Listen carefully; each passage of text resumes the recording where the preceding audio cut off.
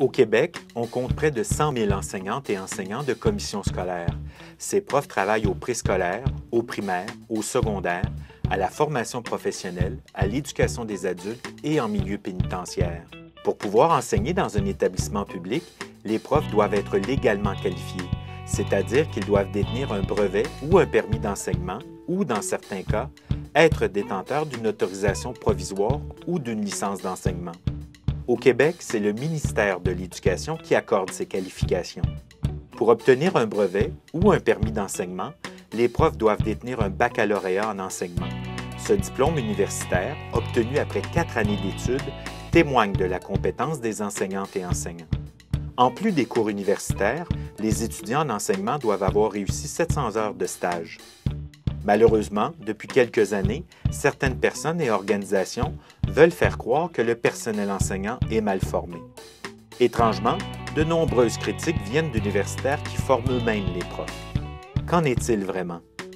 La nature même de la profession enseignante exige de celles et ceux qui la pratiquent une capacité à imaginer et à mettre en application des pratiques pédagogiques variées.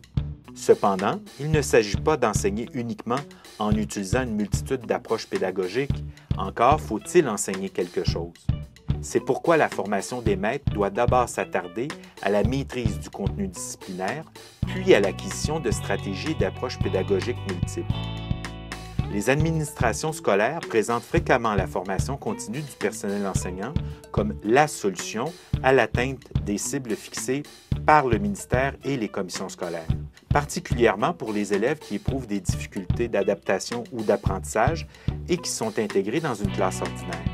La formation continue n'a pas pour mission de pallier au manque de ressources engendré par les compressions et les choix budgétaires du gouvernement et des commissions scolaires.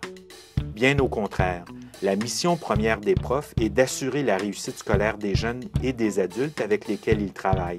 Cette réussite est possible parce que les profs possèdent puis transmettent des connaissances et utilisent des approches pédagogiques variées pour y parvenir.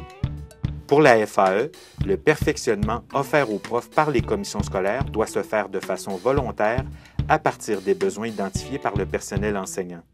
Prétendre que le problème en éducation en est un de formation, initiale ou continue, c'est dévaloriser et mépriser l'expertise des profs. Un financement adéquat, l'accès à une grande variété de bonnes formations et la formation par les pairs sont plutôt les avenues à privilégier. Après tout, l'expert dans la classe, c'est le prof.